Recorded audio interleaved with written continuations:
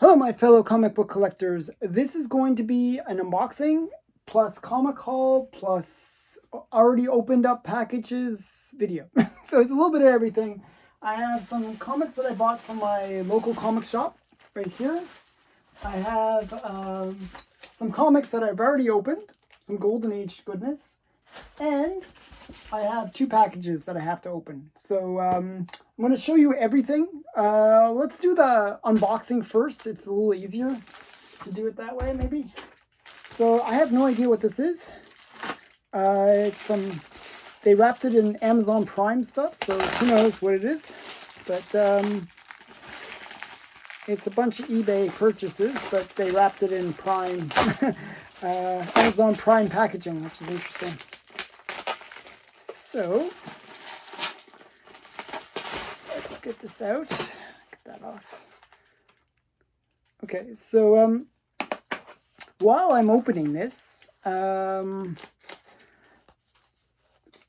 of the things that I've been doing lately is trying to buy a little less, but bigger. I don't know if that's a good thing, because it's as expensive. I'm trying to buy less. It's one of those things. I think as a comic collector, we get kind of addicted to buying stuff. And there's always some other comic. Oh, wouldn't it be great to have that other comic? So it's one of those things that we end up buying too much stuff, I find, as collectors. It's like one of those things. It's just, you can't help but buy a whole bunch of stuff. So this was a comic lot that I had bought. I think it was like 20 bucks. It wasn't expensive or anything. Actually, I think it was even cheaper than that. I negotiated getting down on the price, but they're much bigger than I expected. I thought they were going to be just like comic size. But if you can see, I'm not sure if you can see that. It's quite big. It's very thick. And this is Miss Mask. Now, these are modern comics, but I really like the cover. It's a kind of good girl art cover. Miss Mask. I actually picked up recently in an auction on eBay her first appearance, which is in the Golden Age. From Exciting Comics number 51 is her first appearance. So she's kind of like one of these Golden Age characters that was big at the time in the Golden Age, but really hasn't been, like, isn't a popular character, not now, I mean.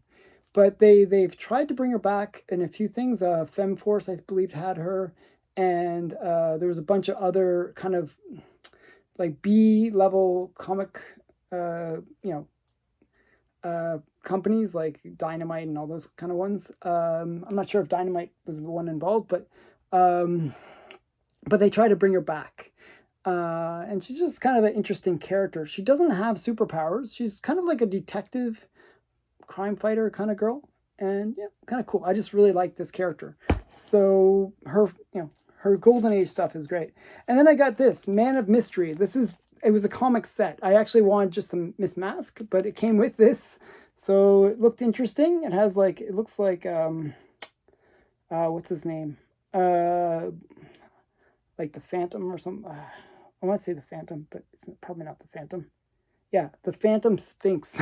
That's what it is. Okay, so yeah, Men of Mystery. So it's just kind of interesting, kind of homage cover to like the B-girl kind of style. So that was that package. And one more from eBay. Let's see if I can open this easily, or if it's gonna, yeah, it's not gonna.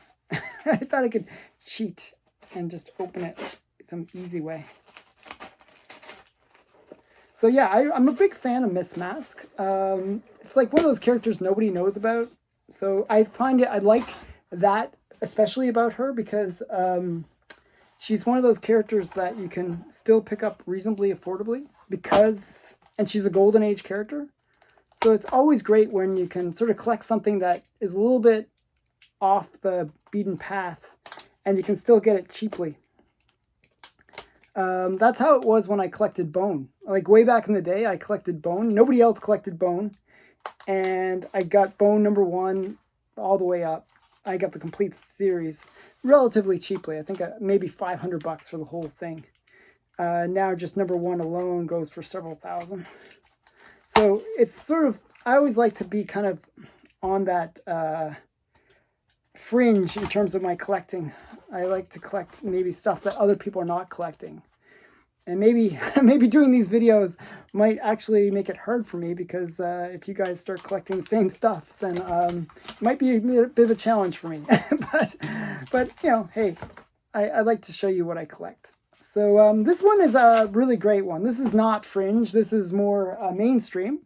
And it is kind of a major issue, and it is in terrible shape. So this is Fantastic Four Annual #1.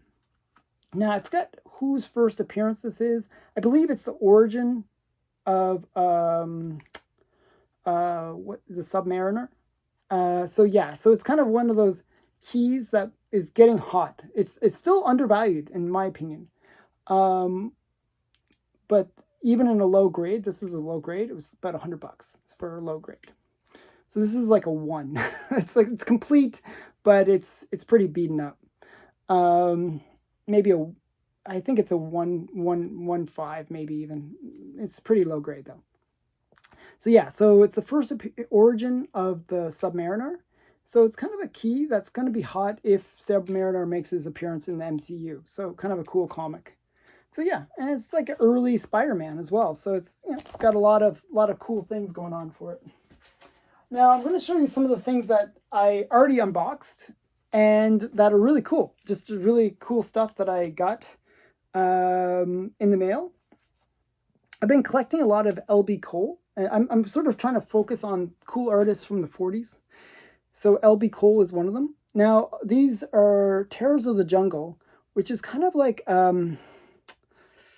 reprints a lot of like the Jungle Girls or the like JoJo, the Rulas, and all those other comics that came out slightly earlier in the early 40s. So this has a lot of reprints in it, but the art on the cover is original. So L.B. Cole, you can always tell by the colors he uses. He kind of uses these kind of weird oranges and yellows, but just really great art. It just, his art's pretty amazing. I just really like him.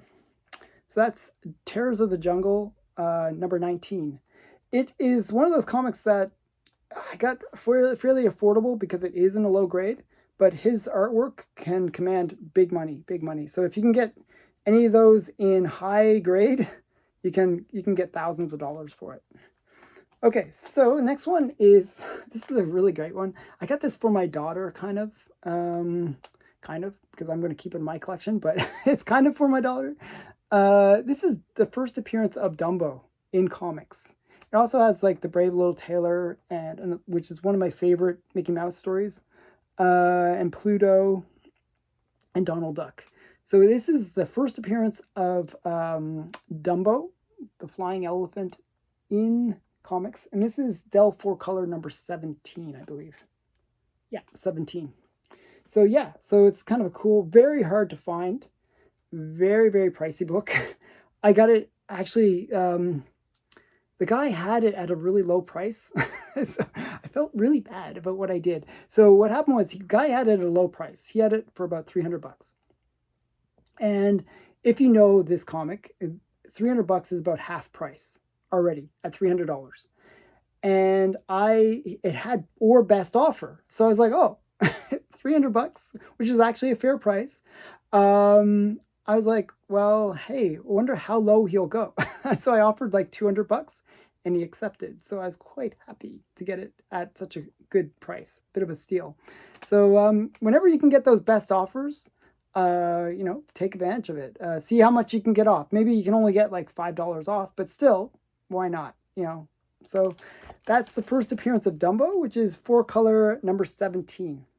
Now, I bought some covers because as I said, I'm collecting good girl art, and this is one of those covers that's kind of a good girl art one. This is a Lois Lane, number 111, and it's kind of like Gulliver's Travels kind of style, where she's all pinned down. It's kind of like sort of Bondage cover. So it's like, you know, kind of a cool Silver Age Lois Lane. I'm actually kind of getting into Lois Lane comics, strangely. You know, it was probably intended for women at the time, but I actually kind of like Lois Lane in terms of the comic series. It's kind of interesting in a lot of ways. There's a lot of cool issues within Lois Lane. I don't so I'm looking actually for Lois Lane #1, which is the next one I'm going to try to pick up.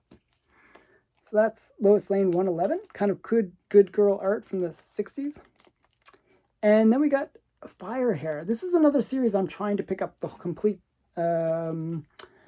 all the issues for. Fire Hair is kind of like another one of these 40s characters that was really, really popular. And then once, once the modern age or the Comic Code Authority came into play, it disappeared.